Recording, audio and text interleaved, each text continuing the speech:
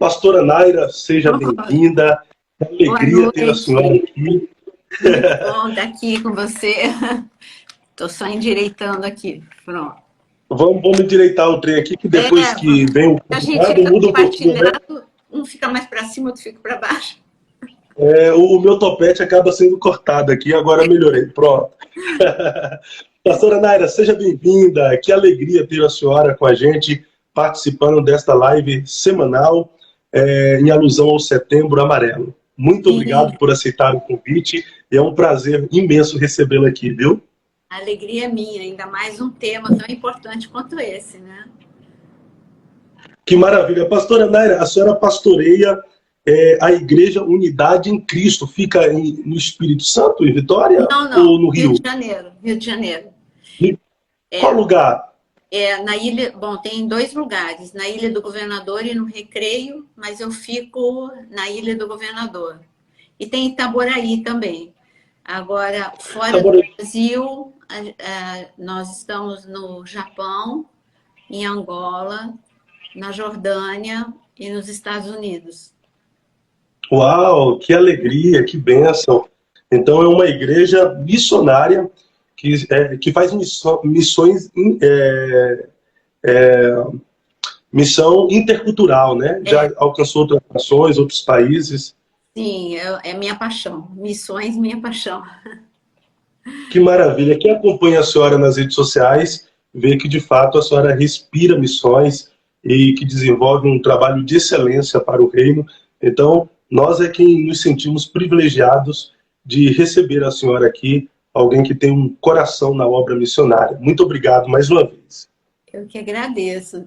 Inclusive, assim, na pandemia que eu vim para as redes sociais, né? Porque antes eu viajava demais. Aí, quando as fronteiras fecharam, aí eu falei, meu Deus, eu preciso ir do mesmo jeito. Aí eu comecei nas redes sociais indo, né? Por onde eu não podia mais ir de fronteiras fechadas. Ô, pastora, falando de redes sociais e falando dos desafios da pandemia, a senhora, como pastora titular da igreja, como ministra também do Senhor, quais foram os desafios que a senhora enfrentou nessa pandemia para alcançar vidas? Olha, o primeiro desafio foi justamente esse que, no meu caso, de missões, tudo começou assim. Meu Deus, agora eu não posso ir, como é que vai ser? Então, eu comecei a fazer lives com os pastores para onde eu ia, porque eu queria ajudá-los de alguma forma, principalmente com as emoções, espiritualmente, mas também porque eles entraram em lockdown muito antes do que a gente. E eles estavam desestabilizados. Por exemplo, Jordânia. Na Jordânia, as crianças refugiadas, quando tinha o toque de recolher, elas achavam que era aviso de ataque aéreo. Então, ficavam desestabilizadas. E os pastores também, por sua vez, também ficavam. Então, eu comecei, foi um desafio, trabalhar com missões só através das redes sociais. Esse é o primeiro. Segundo desafio, pregar para uma igreja vazia. O terceiro desafio, manter as pessoas avivadas, com o coração, com esperança, com fé, diante do caos, né? E também o desafio de levar uma palavra mostrando cronologicamente, mostrando em que estação profética que a gente está, porque a igreja meio que esqueceu de falar da volta de Cristo. Então, durante a pandemia, eu dei muitas aulas, fiz muitas lives de intercessão com a pastora Ezenete, pelas madrugadas com a pastora Ludmila Feber, porque tinha muita gente muito desesperada. Teve uma live, aí a pastora Ludmila Feber pediu para a gente fazer a live 3 horas da manhã. Esse foi um desafio. Uau. Eu não sou da madrugada, não sou. Eu acordo muito cedo, muito. Mas a madrugada, para mim, é difícil ficar acordado. Justamente porque eu acordo muito cedo. Falei, não, vou aceitar o desafio. Teve uma live que estava com 34 mil pessoas. As pessoas não estavam Uau. dormindo, ou por ansiedade, ou por angústia. E essas lives que a gente fazia eram lives para trazer esperança, fé, esses foram grandes desafios, né? Às vezes eu fazia 5 lives diárias, cada uma de uma coisa. Uma era aula, outra era para ajudar com esperança, com fé, outro por emoções. Então, esse foi um desafio no lockdown. Depois que reabriram as igrejas, eu diminuí o ritmo nas redes sociais. Uau, que bem. Deus sempre tem os seus para todos os momentos da vida, né? Esse tempo de pandemia, Deus ele levantou os seus guerreiros através dessa rede de conectividade, através da tecnologia, através das lives, para ministrar o coração das pessoas. Então, só não foi ministrado por Deus nesse período pandêmico aqueles que de fato perderam o interesse pelas coisas de Deus. Verdade. Mas aqueles que mesmo em isolamento estavam desejosos, sedentos pela presença do Eterno, estavam buscando a Deus através de lives como essas que a senhora fazia com a pastora Ludmila, eu vi que a senhora fez também com a Cristina Mel, não foi isso? Também. Amanhã eu vou fazer com ela de novo. Olha aí, que bênção. Então Deus tem sempre os seus para todos os momentos. A senhora também, a senhora é doutora em aconselhamento clínico, já que nós estamos falando desse tempo difícil que vivenciamos e ainda estamos a vivenciar, aumentou o número de pessoas buscando por aconselhamento, por orientação, porque, querendo ou não, essa pandemia desenvolveu também um aumento nas pessoas que sofrem de doenças psicoemocionais. Então, a senhora, como doutora em aconselhamento clínico, deve ter muitas pessoas buscado as orientações da senhora. Como é que foi? Assim, multiplicou, porque aquilo que estava embaixo do tapete e as pessoas conviviam bem, uma pessoa que ela convivia com a ansiedade, mas aí, durante a crise, ela entrou em crise de ansiedade, não era mais só um pouco de ansiedade. Aqueles que já guardavam angústia, falta de perdão, convivia com isso, de repente isso desencadeou e foi para depressão. Pessoas que no lockdown também teve muita crise familiar, né? Todo mundo sabe disso, porque a convivência, uma convivência forçosa 24 horas por dia só trouxe em evidência problemas que já existiam e que só assim a correria do dia a dia fazia com que empurrasse com a barriga. Eu creio, sabe, eu tenho falado que a pandemia, além de ter multiplicado o número de transtornos, a pandemia, Deus usou, como está escrito em Amós, um prumo. Ele pergunta para o profeta, o que você está vendo? Ele fala, um prumo. O meu pai, ele trabalhou com construção, então eu sei bem a função do prumo, e sem um prumo, um muro vai cair. A olhos nus, você pode parecer que aquele muro está direitinho, está retinho. Mas quando passa o prumo, você vai ver que tem um pequeno desvio, você precisa dar uma consertadinha. E Deus fez isso com o corpo de Cristo. Ele aproveitou a pandemia, né? Ele mesmo permitiu para ajustar, porque nós estamos nós estamos a passos do grande avivamento. Então, ele tem que ajustar o corpo de Cristo. E aí as pessoas realmente elas descobriram problemas que antes elas conviviam. E isso fez com que as pessoas tivessem que correr atrás de restauração, de consertar sua vida espiritual, restauração emocional. E é claro que foi necessário muitos recorrerem a profissionais devido ao estado crítico que se encontravam, né? E que ainda se encontram alguns. Verdade, pastora, verdade. Pastora, já vamos entrar no nosso assunto que nós temos como tema, mas antes a senhora falou sobre o corpo de Cristo aí que procuraram profissionais, em consequência teve aqueles também que procuraram mais a Deus. Esse tempo de pandemia, a senhora acha que houve uma multiplicação no número daqueles que se aproximaram de Deus, ou a multiplicação foi maior daqueles que se esfriaram na fé? Pergunta que eu vou responder com toda sinceridade. Sabe qual era a minha expectativa? A minha expectativa durante o lockdown, Eu falei muitas vezes, eu achei que quando reabrissem as igrejas, nós todos os pastores, nós íamos ter um problema gravíssimo, assim, de explosão, de crescimento, porque as pessoas viram que sem Deus não dá para viver. Qual não foi o meu espanto, que não só eu, mas a maior parte dos pastores com quem eu converso, é que o número de pessoas que desanimaram e ficaram pelo meio do caminho foi maior do que o número de pessoas que ficaram avivadas. Só que as pessoas que se deixaram ficar avivadas, elas estão como que a Bíblia sempre fala, remanescente. É um remanescente que, ó, Deus conta com ele mesmo, né? Aquele exército de 300 de Gideão. Eu digo que assim, eu errei na minha expectativa. Minha expectativa era uma explosão e não aconteceu isso. E é claro que as igrejas voltaram a encher, mas não foi aquilo. Eu achei realmente que fosse algo assim, da gente não dar conta. Eu estou dando conta. Então, e eu estou vendo que meus amigos, né, pastores, também estão dando conta. Isso é uma má notícia, né?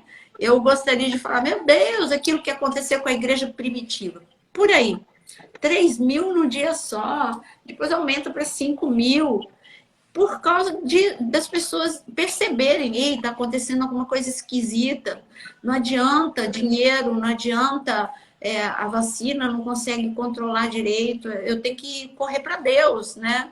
Mas não vi tanto quanto eu gostaria de ver. Pastora, a senhora não acha que as lives foram muito úteis, são úteis para o reino de Deus e para alcançar vidas? Mas a senhora não acha que ela também corrobora para as pessoas terem uma vida cômoda? Aqueles que não voltaram para os templos, a congregar no templo, não foi porque elas chegaram a essa percepção, tá vendo? Eu posso servir a Deus em casa e assistir a programação que eu quero, ouvir a pregação que eu quero.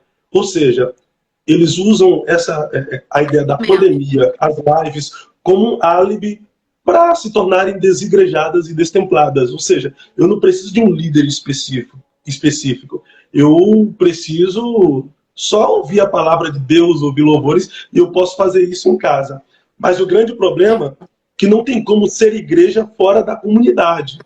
Eu só sou um membro do corpo de Cristo. Então não tem como eu ser igreja sozinho. Eu sou igreja quando eu me reúno com toda a membresia do corpo de Cristo. Mas a senhora não acha que as pessoas estão usando essa ideia como álibi para ficar em casa, se tornarem destempladas e desigrejadas? Então, quem usa como álibi é porque realmente não lê a Bíblia, não ama. Realmente o amor, está escrito que nos últimos dias o amor se esfriaria. Não é só o amor de um para com os outros, mas é o amor do homem para com Deus. É a mesma coisa que, por exemplo, uma pessoa casada, ela dizer assim, olha, eu estou com aliança, eu sou casado, mas e onde está a tua esposa? Se eu perguntar, mas ela mora lá na outra cidade e eu falo com ela por telefone todo dia, mas eu sou casado, né? Eu sou casado. Então, esse tipo de coisa. Funciona um casamento desse? Você só foi para o altar, você só disse sim, você teve a lua de mel e depois você não tem essa convivência e esse relacionamento. Adão, ele não ficava falando à distância. Enquanto ele ficou avivado, ele se reunia, Adão e Eva, com Deus. Então, esse de reunir, Jesus ensinou isso. Ele ia todo sábado na sinagoga. Ele podia dizer, gente, fica em casa, não precisa. Mas ele ensinou a gente, ele indo. Então, sim. Mas, por exemplo, a minha igreja já tinha culto online antes do lockdown, antes da pandemia. Então, isto quem se acomodou é uma justificativa de um grupo de pessoas que já existia assim, se está muito calor, eu não vou para a igreja, se está muito frio, eu não vou para a igreja. Se tá chovendo, eu não vou para a igreja. Então, eles já justificavam isso. é aqueles famosos, assim, cristão de dia de ceia, ou cristão de domingo, né? Então, é esse grupo que já estava morno e esfriou, e acomodou, zona de conforto. Agora, quem tem um coração incendiado não se conforma em ficar em casa. Então, quer dizer, a live, ela sustenta, porque ainda tem pessoas que têm dificuldade ainda com a igreja não voltou. Tem lugar que, por incrível que pareça, a igreja ainda não voltou direito. Então, ela ajuda essas pessoas. Agora, quem já está acomodado, ele vai dar desculpa e vai ficar de qualquer jeito. Verdade, pastora. Mas nós que estamos acostumados com o calor humano, com congregar, de estar junto com os irmãos, de louvar a Deus em unidade, em comunhão, não nos habituamos longe do templo, longe da congregação. Nós vivemos o que o Sofonias proclamou, né? Congregai-vos, congregai-vos, congregai-vos, ó moradores da terra. Sim. Mas, pastora, a nossa temática hoje aqui é sobre a prevenção ao suicídio, porque nós estamos em uma live em alusão ao Setembro Amarelo. Como a senhora vê a importância da conscientização à prevenção do suicídio nessa data, pegando todo o mês de setembro até o dia 30, que é o dia específico que, de forma nacional, nos traz a conscientização da prevenção ao suicídio. Como é que a senhora vê essa temática, a importância disso? Nós não podemos fechar os olhos para uma realidade que a OMS ela mostra para a gente uma estatística muito triste. A cada 40 segundos, há um suicídio em algum canto no planeta Terra. Então, a cada 40 segundos. Isso é registrado suicídio, morte. Agora, e as tentativas que a pessoa não chegou a morrer? A temática suicídio, para mim, ela é muito forte, porque eu vivi isso na minha família, minha irmã. Foi por isso que eu mergulhei para trabalhar com o que eu trabalho, por causa dessa dor, dessa perda. O suicídio, a gente acha que só acontece na casa do vizinho ou bem longe da gente. Foi quando eu senti, dentro da minha família, que eu vi que é uma realidade que a gente tem que fazer alguma coisa. Tem que levantar uma bandeira e dizer, presta atenção. Como eu disse no início, eu tenho uma igreja no Japão. O Japão bate o recorde de suicídio no Japão. Durante a pandemia, eu avisei, durante toda a pandemia, que foi o primeiro país que levantou um ministério. Tem um ministro chamado Ministro da Solidão, que só trabalha, a função desse ministro é a saúde mental. E já tinha muito suicídio no Japão, e a pandemia fez com que piorasse.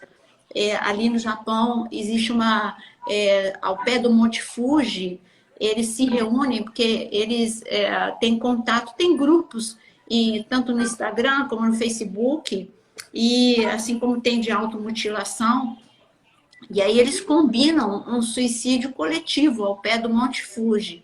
Aí vai lá a polícia e fala, com megafone, fala, não faça isso, tentando, né, fazer alguma coisa para que não aconteça. Então, suicídio é uma realidade, não tem como negar. O mês do Setembro Amarelo é uma prevenção ao suicídio, você dizer, porque as pessoas não sabem como lidar. Tem alguns mitos, sabe? As pessoas dizem assim, a pessoa que fala que vai se matar, cão que ladra não morde. Quem fala que vai se matar, nunca vai se matar. Isso é um mito. A pessoa que fala é um pedido de socorro.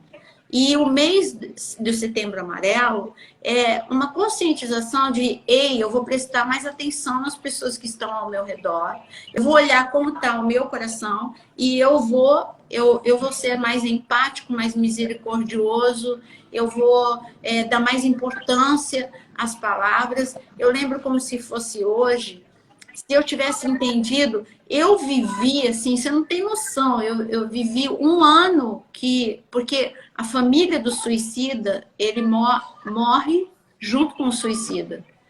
E Deus teve que me ressuscitar, porque o sentimento de culpa recai sobre todos, absolutamente. Como eu não percebi? Como eu não vi? Como assim? Ela ontem estava aqui normal. Eu não estou entendendo aonde eu me perdi dela. Então, isso, eu me torturei durante um ano. Eu me torturei porque a última frase registrada da minha irmã para mim foi: eu vou dar um jeito na minha vida. Essa frase, eu fiquei muito torturada por essa. Como eu não entendi. Porque, sabe como eu encarei essa frase? Ah, ela vai procurar um emprego novo. Vou dar um jeito na minha vida. Ah, eu vou mudar de casa. Eu vou. Entendeu? Eu não entendi o pedido de socorro.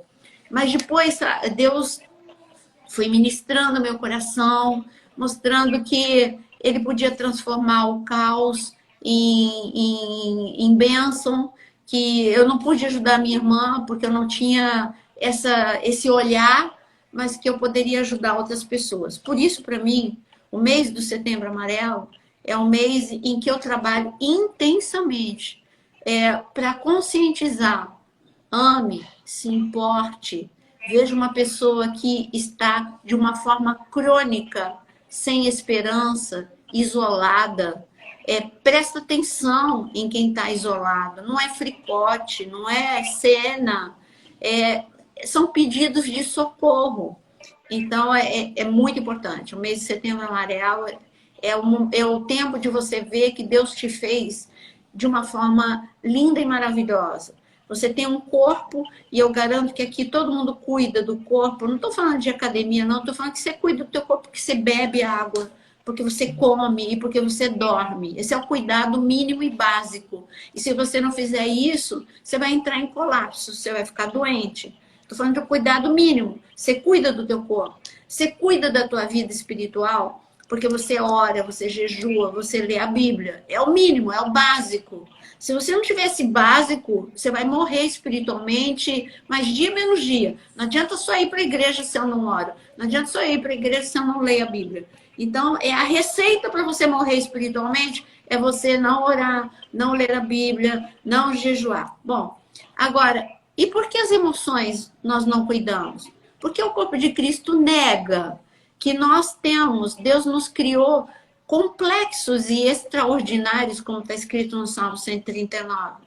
As nossas emoções, elas precisam de tanto cuidado quanto o teu corpo físico e quanto a tua vida espiritual. E existem necessidades básicas nas emoções, que quando não supridas, você entra em algum transtorno psíquico. Você pode ter um problema de rejeição crônico. E essa rejeição, você interpreta tudo como ofensa.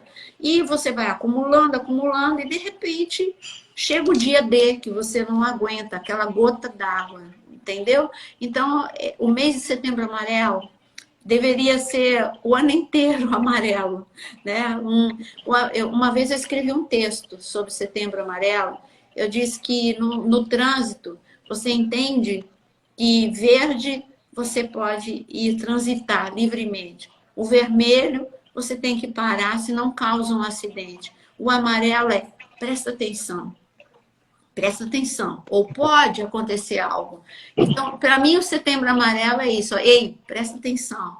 Você pode entrar, sabe, num esgotamento, num burnout, numa depressão, numa crise de ansiedade. Presta atenção, você não está se cuidando, né? A gente vê na Bíblia pessoas que entraram e quiseram morrer.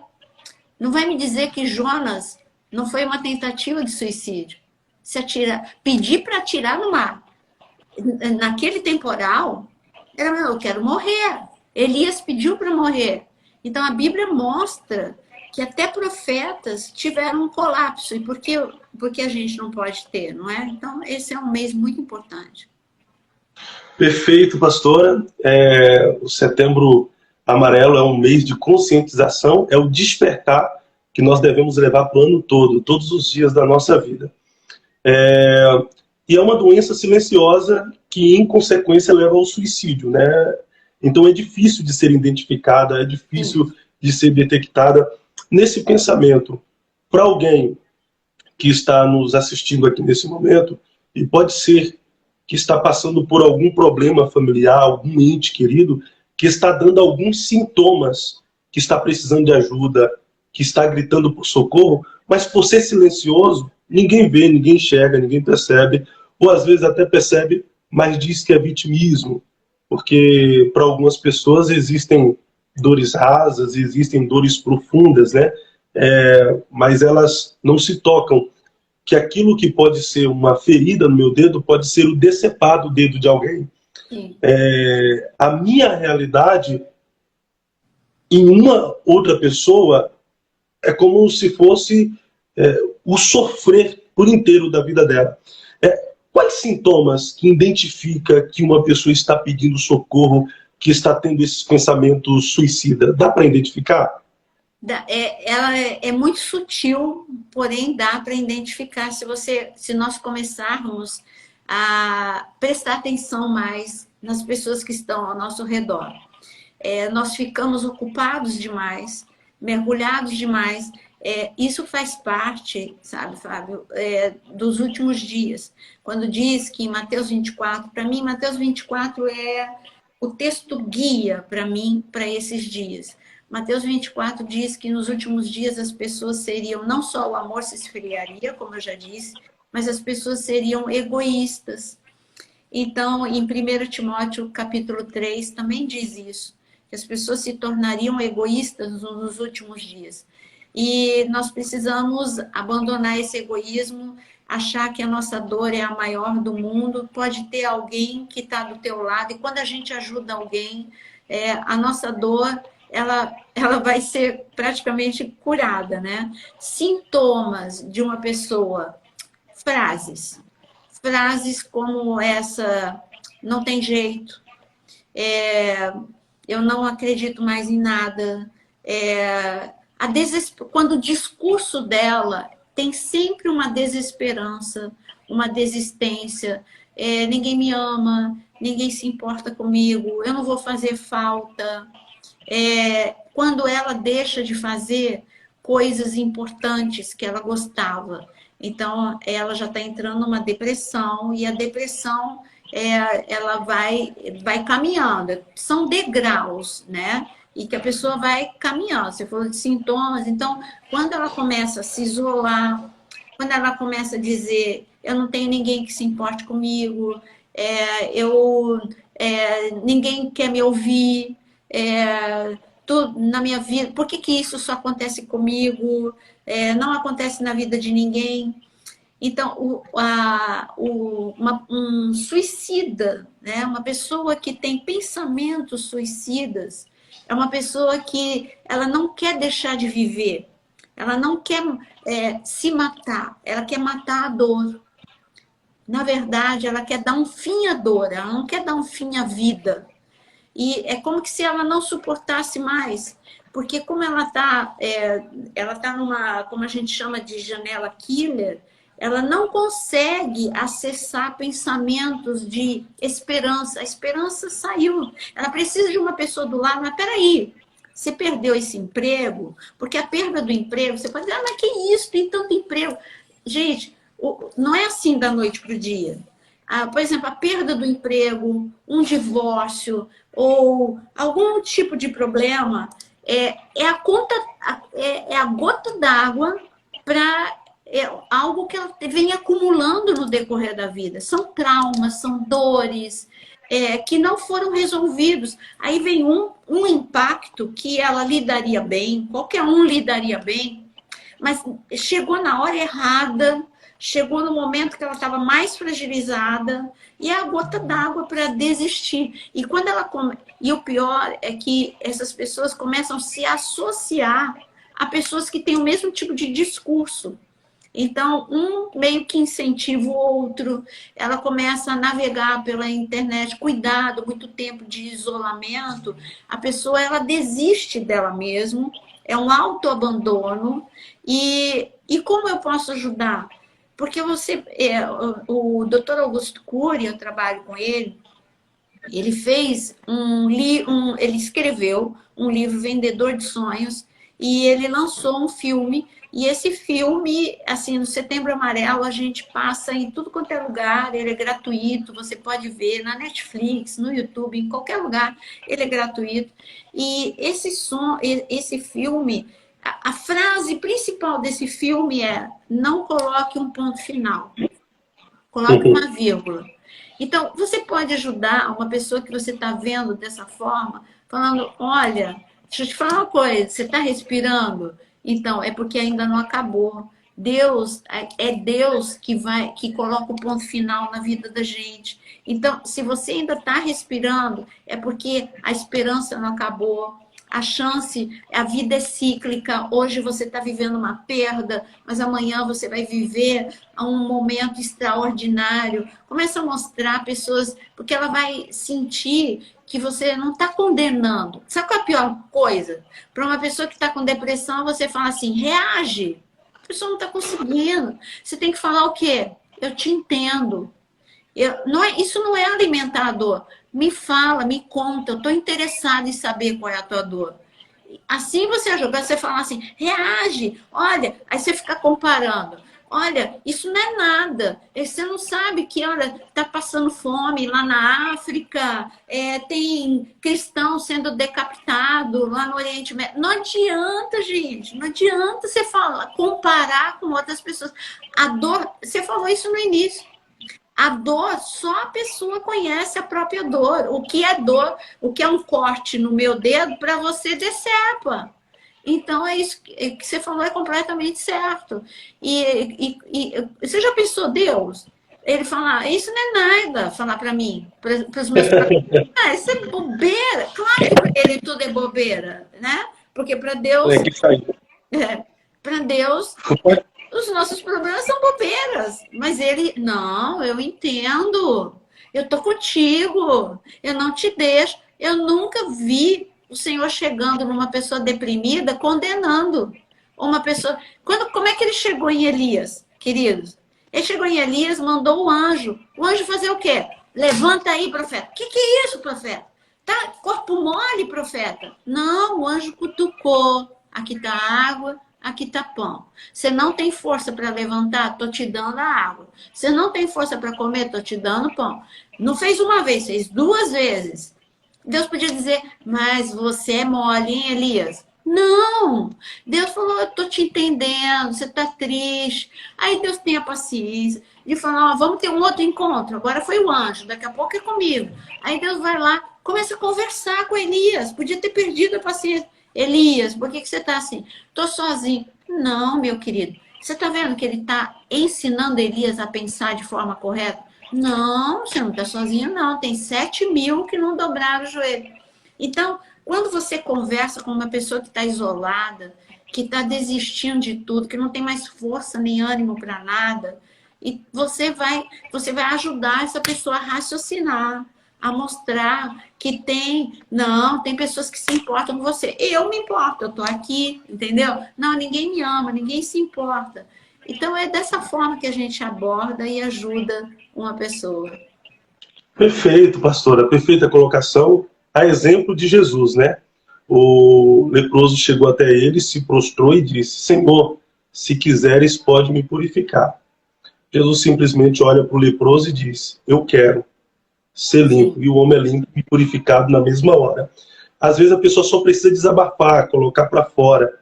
E a maior cura daquele leproso, não digo que nem foi da sua lepra exterior, mas foi a sua cura na alma.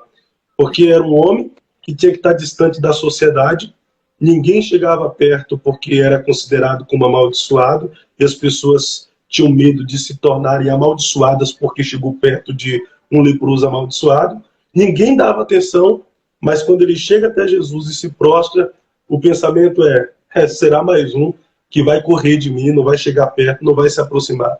Mas Jesus dá atenção e ainda fala, você quer ser limpo? Então eu quero. Seja limpo, e o homem é purificado da mesma hora. Ele é purificado da sua lepra exterior e ao mesmo tempo curado e sarado das suas emoções. Então, se seguimos o exemplo de Jesus para nos aproximarmos dessa pessoa e darmos a ela aquilo que ela tanto quer, que é atenção, que é se sentir importante, que é viver, porque ela não quer morrer, como a senhora mesmo disse, ela só quer um alívio da sua dor, daquilo que incomoda. Ela quer viver, mas precisa se sentir importante, precisa se sentir especial de alguma forma. Muito bom, pastora. Pastora, apesar da vida ter muitas pressões, a vida é bela. Eu sempre digo que nós, seres humanos, temos tudo para sermos felizes. Nós somos felizes, mas passamos por momentos de infelicidades. Só que existem pessoas que invertem essa condição. Elas se colocam na condição de infelizes que passam por momentos de felicidade. Mas a colocação correta é, eu sou feliz, apesar dos momentos de infelicidade. A vida é bela, porém desafiadora. Como superar os desafios e viver bem? Então, a vida é bela, mas a primeira coisa que você precisa aprender é que a vida não é uma estrada reta. Ela não é plana. A vida tem curvas, a vida tem subida e descida, a vida tem buracos. Então, tem momentos que você vai estar com o carro no acostamento, tem momentos em que você vai estar subindo e é mais difícil porque o teu carro não é potente, né? Você está sem força.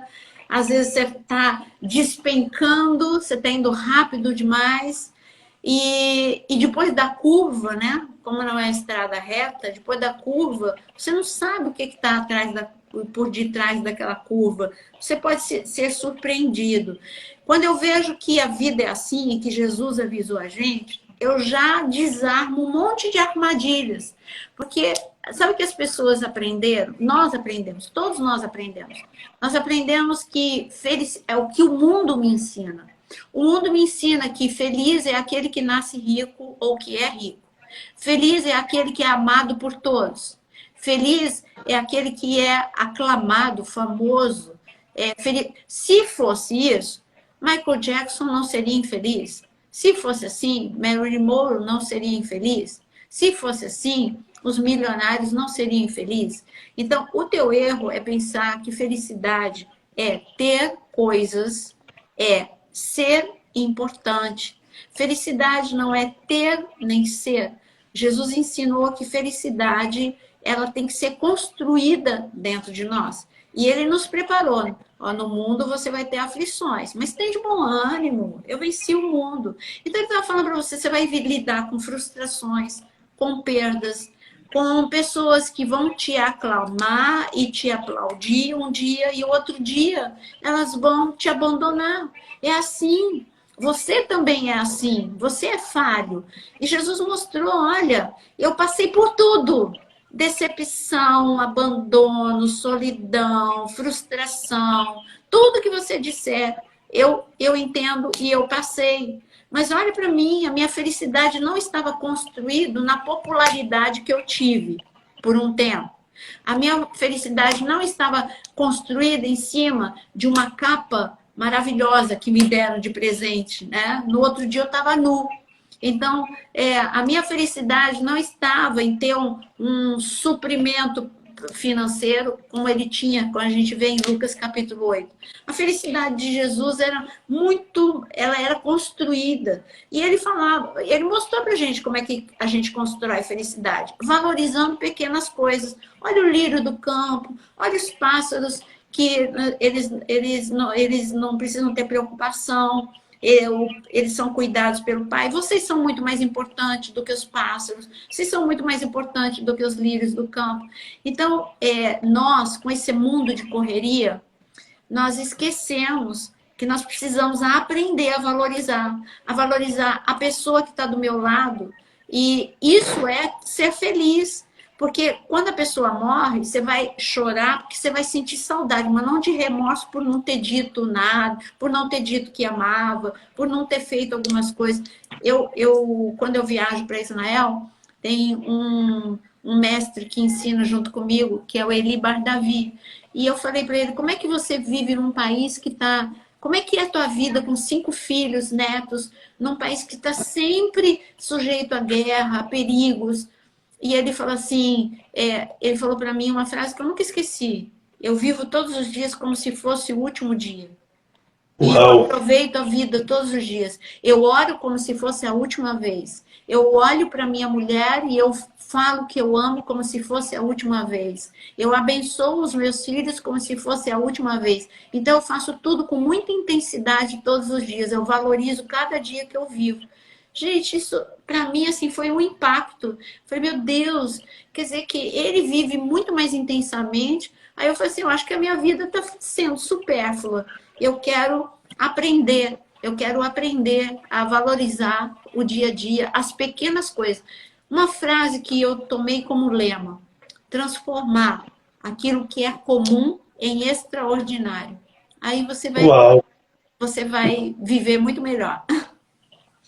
Como transformar o que é comum em extraordinário, pastora? Olha, por exemplo, o que é comum é ter aqui atrás, que agora está de noite, você não vê. Eu tenho na rua tem uma amendoeira. Amendoeira é comum. Quando a Sim. amendoeira se torna comum, você nem enxerga mais. Ela é frondosa, ela é grande. E um dia eu estava muito ansiosa, com muita coisa para fazer, com decepção, com tristeza. Era um misto de muitas coisas. E de repente eu percebi que uma coisa que eu já nem estava percebendo mais, que essa amendoeira tem um monte de tipo de pássaros. Eu falei, gente, eu não tinha percebido que tem pássaro aí. É comum, mas eu tornei extraordinário. Sabe o que eu fiz? Eu comecei a colocar mamão, banana. Aí os pássaros começaram a vir no meu muro. Aí eu comecei eu que sou totalmente urbana, eu fui criada em São Paulo, capital, eu não conhecia pássaro nenhum. Aí, de repente, eu falei, que pássaro é esse? E aí começaram a me ensinar, esse é sabiá, esse é sanhaço. E aí, olha, eu tô expert em pássaro, esse é bem-te-vi, é comum, mas se tornou extraordinário. O meu grande prazer é pôr comida para eles, é olhar para eles. Ou transformar o comum em extraordinário meu Deus, que privilégio que eu tenho de olhar para o meu neto. Eu estou viva, eu venci um câncer, Deus me curou. Então, eu estou vivendo o segundo tempo da minha vida. Então, não é comum, é extraordinário eu poder abraçar. Eu não morri, eu estou aqui. Então, é valorizar pequenas coisas. Tremendo, pastora. Depois dessa pandemia mesmo, que muitas pessoas se foram, precisamos viver todos os dias comum como extraordinário. Sim. Deus me deu a oportunidade de viver. Se Ele me deu a oportunidade de viver é porque Ele tem um propósito. Então os propósitos de Deus nunca, jamais serão comuns. Os propósitos de Deus sempre serão extraordinários. Excelente. Gente, anota isso aí. Transforme o comum em extraordinário, porque é uma frase para a vida. Pastora, isso aqui de fato nos faz viver bem. Transformar o comum em extraordinário. Lindo, lindo. Já marcou a minha vida aqui, essa live, através dessa frase. Pastora, existem dores rasas e profundas? Eu me antecipei falando sobre isso, porque há muitos julgamentos. Nós vivemos em uma geração insensível. Tomara que, depois desta pandemia, as pessoas voltem ao seu estado de humanidade e voltem a se importar mais um com o outro. No início da pandemia, as pessoas entraram em desespero e a insensibilidade, o egoísmo foi tanto que dava para ver pessoas enchendo os seus carrinhos de compra sem se importar com o próximo que viria, sem se importar que faltasse para o próximo. Os seres humanos estavam matando uns aos outros por causa da sua ambição, por causa do seu egoísmo, na intenção dele sozinho ter, obter, conquistar, alcançar, realizar, granjear e ostentar. E hoje nós vivemos a realidade da parábola do bom samaritano. sacerdote que passa de largo do homem caído, levita que passa de largo do homem caído, ou seja, cada um vive na sua busca intensa pelas suas realizações, sem se importar com o seu próximo, sem se importar com, seja com um ente querido, com um amigo, enfim. Nós estamos vivendo em um tempo de individualismo total. E eu peço que nessa pandemia essas coisas mudam por total. Existem, de fato, dores rasas e dores profundas que o ser humano sempre considera e começam a julgar. Ah, não, essa é uma dor suportável. Não, essa é uma dor insuportável. Esse aqui eu vou abraçar essa causa, porque se eu tivesse no lugar dele, eu não suportaria. Esse aqui eu não vou abraçar, porque eu acho que é só vitimismo, é só mimimi de alguém que faz parte de uma geração Nutella. Existe isso mesmo, dores rasas e profundas? Qual é a sua visão quanto a isso? Olha, a minha visão é que basta viver, porque nós temos um inimigo que veio para matar, roubar e destruir. Não tem como você passar por essa vida sem dores. Então, dores, feridas, elas são todas, e cada um, como nós dissemos, cada um tem a sua sensibilidade. Para uma pessoa, por exemplo, eu vou dar um exemplo. Para uma pessoa suprida emocionalmente, numa casa, numa família funcional, onde ela foi amada, onde ela foi valorizada, protegida, quando chega uma dor de traição de amigo, de abandono, ela suporta melhor. Agora, uma pessoa que já tem dores profundas de traumas, ou por violência física, ou por abuso sexual, ou porque a família era disfuncional e ela não teve afeto, ela não teve verbalização também de que ela era amada. Então, quando uma pessoa ela é mais fragilizada, e aí os impactos se tornam piores para ela.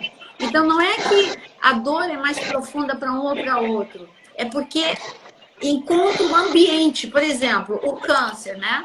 Uma das coisas que, até as emoções, pode ser um campo. Eu não sei se o eco está vindo daqui, não está vindo, acho que é do teu, né? Começou a chover muito forte aqui em Tá. Curitiba agora. Eu pensei que fosse aqui. E não é aqui, está chovendo muito forte. Tá bom. Então, por exemplo, nós temos células que elas estão super bem, sadias, e tem célula que pode se transformar num câncer quando ela encontra uma baixa imunidade. A baixa imunidade é o momento propício para essa célula multiplicar e se transformar numa célula maligna sem função, um câncer. Então, é a mesma coisa. Uma pessoa, quando recebe um impacto e ela está fragilizada emocionalmente, vai ser uma dor profunda para ela. Agora, falar de dor rasa e dor profunda, a gente tem que saber que tem traumas que são terríveis. Aí eu digo que nem todo mundo vive traumas como outras pessoas, né? Nem todo mundo vive um abuso, como eu disse, um abuso sexual. Nem todo mundo viveu um abandono de pai e mãe. Aí eu considero uma dor mais profunda, um trauma, uma violência. Mas o que eu estava querendo explicar é que o que para você não é importante, a gente já tinha falado isso. Depende do ambiente que encontra. Lembra que eu falei que para o corpo você precisa comer, dormir e beber água. Para a vida espiritual você precisa ler a Bíblia, orar e jejuar. Para as emoções, para você ficar com saúde mental, você precisaria ser suprido no amor, na aceitação e na proteção.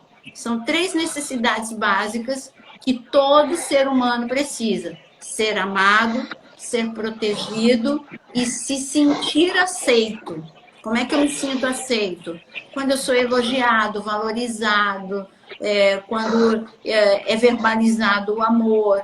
Então, quando tem uma deficiência nessa área, eu vou ser mais frágil emocionalmente e os impactos vão se tornar sempre profundos na minha vida. Perfeito, pastor. Que bênção. Pastora,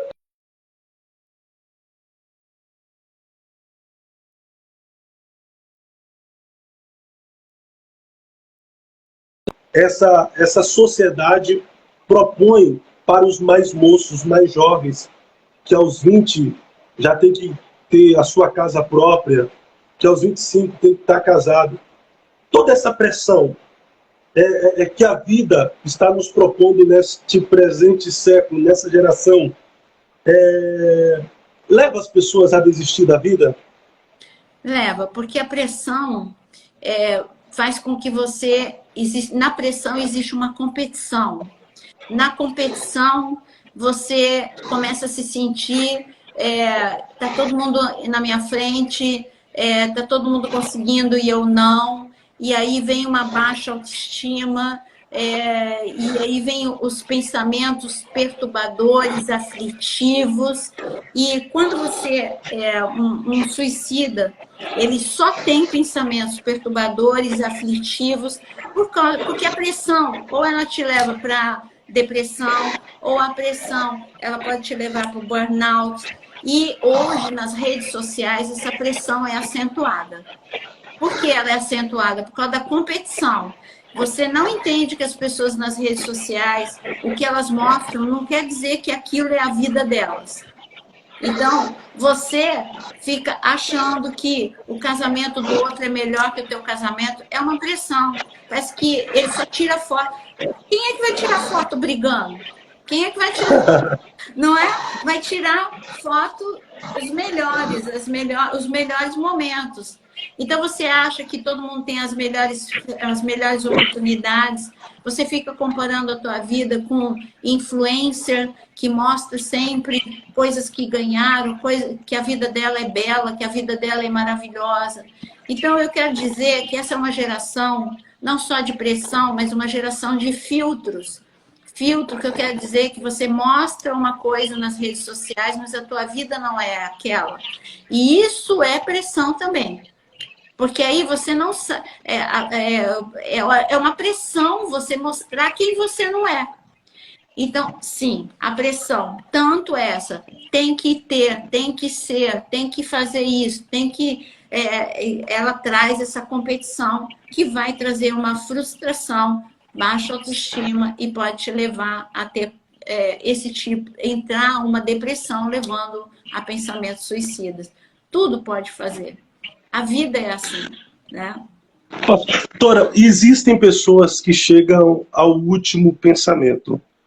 E talvez esteja alguém participando aqui da live que a sua pergunta oculta é: por que não suicidar-se? Sim. Olha, eu vou te dar alguns motivos. O primeiro deles é que você é insubstituível. Você vai fazer falta. Deus tem um plano para você. O dia hoje pode estar escuro, mas as nuvens elas vão passar. E quando passar, você vai olhar para trás e você vai dizer: que bom que eu não desisti. Deus, olha, primeira coisa, você é amado. Segunda coisa, você é especial. Se você não está acreditando em mim, Deus deixou uma carta para você dizendo assim, tudo isso está escrito na Bíblia: você é menina dos meus olhos. Você é meu tesouro particular. Você é insubstituível. Então, já pensou você ser considerado? Não é qualquer pessoa, é Deus falando que você é o tesouro particular. Você é único, como eu estava falando. Você tem você a tua impressão digital ela é única. Então, você é especial. Quando o anjo chegou lá para Maria, disse assim: agraciada de Deus, você é especial. Não é só Maria. Olha, eu garanto para você que Deus está aí do teu lado, onde você está dizendo, você está entendendo? Você está ouvindo? Não é só Maria, não. Você é especial. Eu te amo, não te deixo, não te abandono. Eu estou contigo até o fim. Não chegou o fim. Não chegou o fim. Então eu digo para você, a razão para você viver é que um Deus entregou o seu filho. E você é tão especial que ele abriu mão do seu próprio filho por 33 anos, para ele morrer de amor. Eu vivo dizendo isso, sabe, Fábio? Eu falo, causa a morte de Jesus. Amor por mim e por você. Ele morreu por amor. Ele morreu por amor, de amor e por amor a você. Sabe o que está escrito? Ó, quando acabar essa live, corre para a tua Bíblia e leia João 13, versículo 1. Jesus dizendo, eu amei até o fim. Eu vivo dizendo isso. Você pode dizer que tem uma pessoa que morreu de amor por você. Você pode encher a boca e dizer, ele morreu por mim. Então, ele morreu, está escrito, ele me amou até o fim. Gente, até o fim, até as últimas consequências. E as últimas consequências foi a morte. Então, você traz à memória coisas que te trazem esperança. Não deixa esses pensamentos de desistência prevalecerem. Não desista de você, não desista da vida e não desista de ver que tem um Deus que te ama. Glória a Deus. Coisa linda, pastora. Que maravilha ouvir essas palavras. São palavras curadoras e saradoras. Pastora, para nós encerrarmos a nossa live, existem pessoas que estão nos ouvindo agora. Anteriormente eu perguntei por que não suicidar-se. Mas existem pessoas sofrendo de inúmeras doenças na alma. Sim. Pessoas com problemas psicoemocionais, doenças psicossomáticas, pessoas que estão desesperadas nesse exato momento, estão nos ouvindo aqui, mas já estão em lágrimas porque estão ansiosas, pessoas que estão dando um tempo aqui para daqui a pouco tomar um antidepressivo para conseguir dormir, pessoas que estão afetadas muito, muito mesmo na sua emoção. Um divórcio, acabou de sofrer um relacionamento abusivo, portas que se fecharam, pessoas que estão se mutilando para tentar ocultar um pouco, aliviar a dor interior, está buscando uma dor física, pessoas que estão se autoflagelando. Qual palavra a senhora direciona para essas pessoas neste exato momento? Bom, eu quero te dizer que eu já tive depressão profunda. Foi quando eu entendi que as dores, elas são reais. Nós temos duas coisas. Quando nós escolhemos permitir que essas feridas elas fiquem abertas, nós morremos, porque ferida aberta é porta de morte. Meu Deus. Hoje, você precisa tomar uma decisão. Essa ferida é real, mas eu quero escolher a cicatrização, a cura. Olha, quando você olha para a vida de José, José tinha todos os motivos para ficar deprimido o dia todo. E foi abandono, foi injustiça, foi esquecimento, todo tipo de dor esse homem viveu. Mas tinha reservado um futuro melhor para ele. Então, a dor que você está sentindo hoje, eu quero dizer, eu entendo, eu sei que é real, mas leia depois que acabar essa live, Isaías capítulo 1, quando Deus fala assim, me deixa espremer a ferida, me deixa passar o meu óleo sobre a tua ferida, me deixa curar a tua ferida, me deixa, eu me importo com a tua dor, eu me importo. Jesus, ele veio para te curar fisicamente e emocionalmente. Não tem problema você dizer está doendo, não é falta de fé, não é falta de espiritualidade, são departamentos diferentes. Espiritualmente você fica fraco e morre espiritualmente. Emocionalmente você pode ficar deprimido, ansioso, desesperado. São todos os transtornos psíquicos. Então a primeira coisa, o que está escrito, fala para curar. Acabou a live, a gente vai orar, mas vai para os pés do Senhor agora. Fala, Senhor, olha, eu quero confessar para o Senhor, eu não aguento mais. Quantas vezes eu cheguei diante de Deus? Salmo 103, o Senhor conhece a minha estrutura, o Senhor sabe que eu sou pó, não vou aguentar, não estou aguentando. Então, eu preciso que o Senhor, desesperadamente, que o Senhor faça uma intervenção agora. E Ele faz, gente. Ele faz. Ele vai. Quando Jesus estava lá no Getsêmani, um anjo ficou ali consolando Jesus. Quando você dobrar teus joelhos, tenha certeza, você não está enxergando, mas tem anjo ministrando a tua vida e o próprio Senhor vai estar ministrando a tua vida. Então, o que eu tenho para falar para você, eu sei que a tua dor é verdadeira, mas ela tem um fim, porque Jesus, o nome dele é Jeová Rafa, o Deus que cura, o Deus que cura a alma, o Deus que cura o físico e o Deus que liberta espiritualmente. Então, ele se importa com você. Tanto que ele deixou o nome dele, Jeová Rafá, o Deus que cura. Glória a Deus. Pastora Naira, a senhora vai orar por todos nós, mas antes de orar por todos nós, existem pessoas que sofrem nas emoções por conta de um sentimento de culpa. Ela carrega culpa do passado, que é como uma ferida que o tempo não cicatrizou, é uma marca que o tempo não apagou. E essa culpa, vez ou outra, se torna como um fantasma que massacra ela no presente, que está matando essa pessoa aos poucos. O que a senhora tem para falar para essa pessoa que neste exato momento está com esse sentimento de culpa, que está levando ela a essas doenças e, consequentemente, está pensando no suicídio? A senhora fala e já ora, Sim. liberando a palavra de cura, de milagre para essa pessoa. Então, quanto a você que está vivendo, eu vivi isso, né? A culpa de não ter entendido quando minha irmã precisou de ajuda. Eu não entendi, eu não vi. Todos nós na minha família vivemos a culpa.